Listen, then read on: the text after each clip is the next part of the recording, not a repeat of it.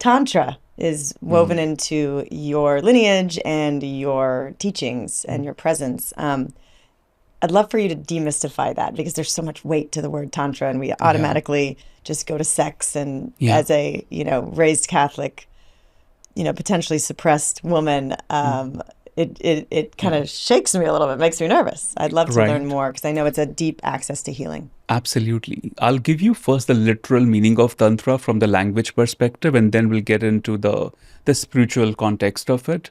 Tantra means technology. So right now, all the listeners who are listening, they are listening through a Tantra, the Wi-Fi, the podcast, the app. That's Tantra, that's technology.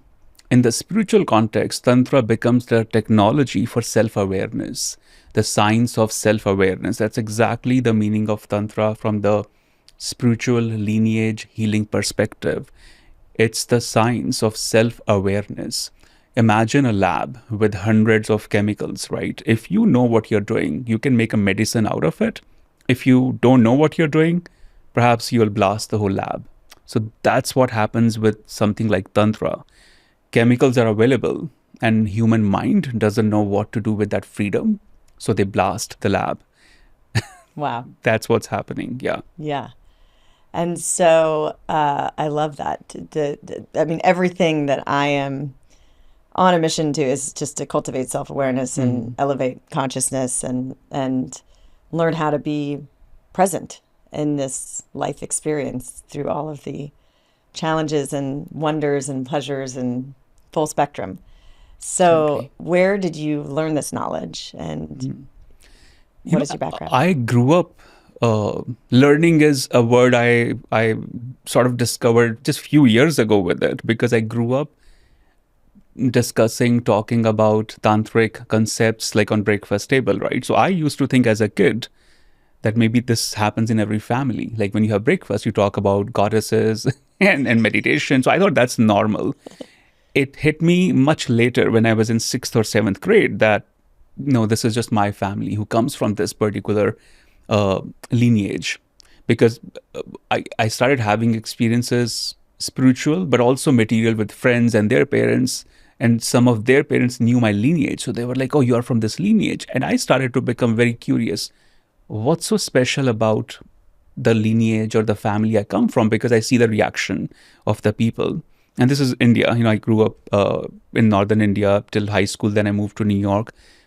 So I didn't learn in the formal way, but it became very embodied.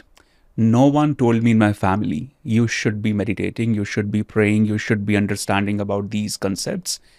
But there was no other way. Like it was a lifestyle on every single day basis. Like I was a very shy and introvert kid in school.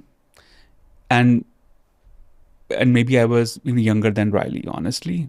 And I didn't know how to mingle with other kids.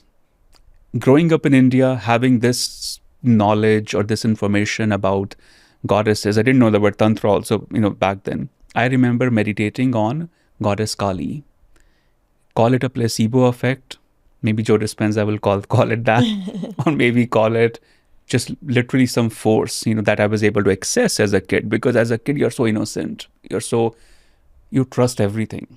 I remember doing a random mantra from one of the books, that my father had kept in the library. Next day, I felt more rooted in school. Next day, I felt more focused. And I thought I discovered some secret.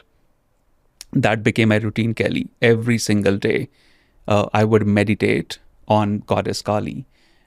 And I became very obsessed with it also because I really felt I've discovered something, because I started to see how I'm operating now, how teachers, kids, they show up for me, how I feel very safe in my own emotions.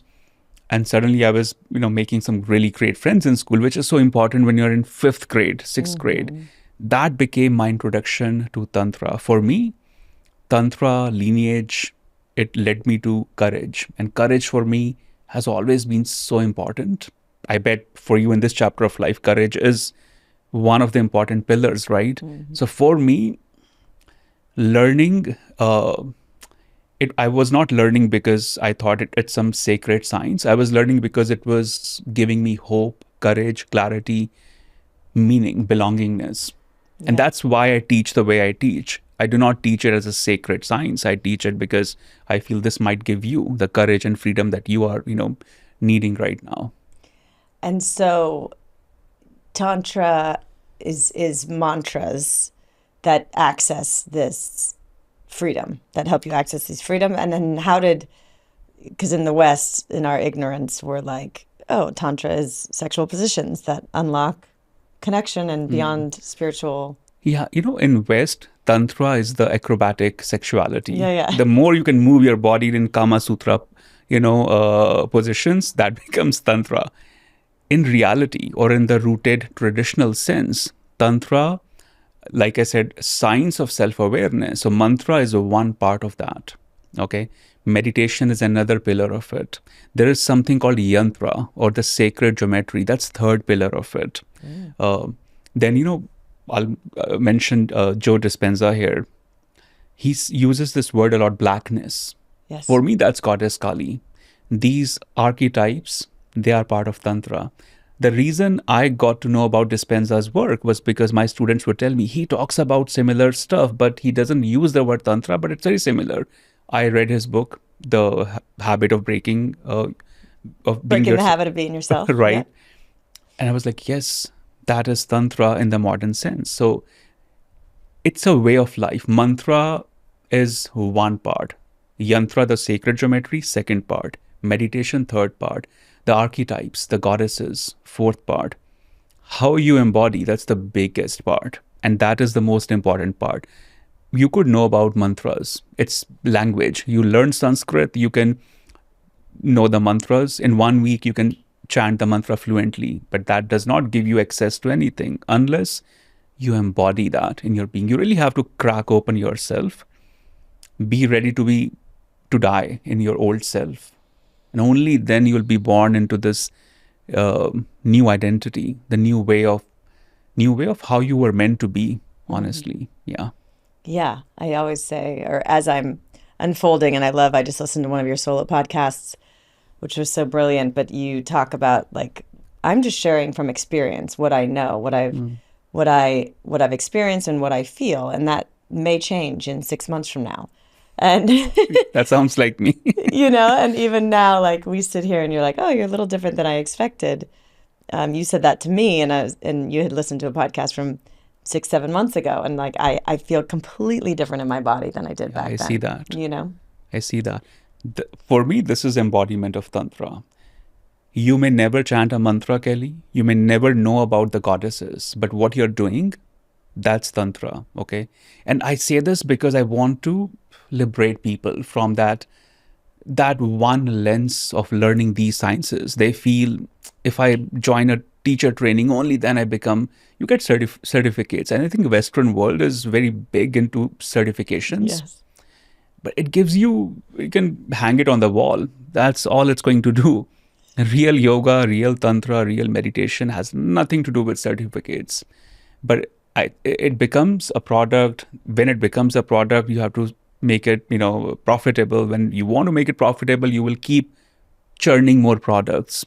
It's a very sensitive line. Yeah. You have to be very conscious of how you're serving, how you're receiving. Yes.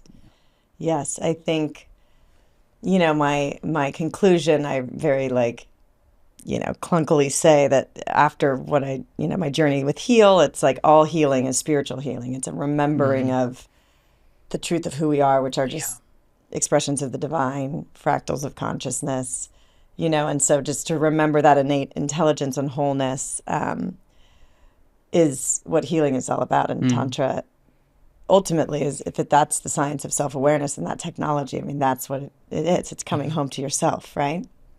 It's coming home to yourself. It's not being aesthetic. It's not being pretty.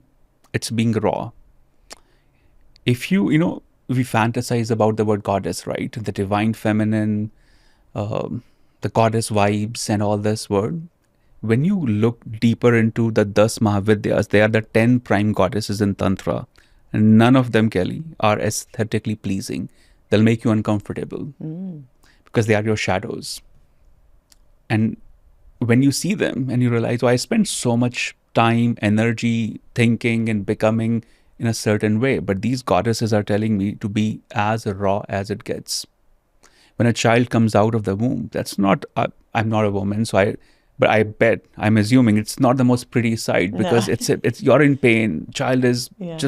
The child just saw the world first time. It's very vulnerable. That's how these primordial goddesses are. It's uncomfortable, but the truth is uncomfortable, but so relevant. Just like the birth of a child is so uncomfortable, but so relevant to the mother and the child. Yeah.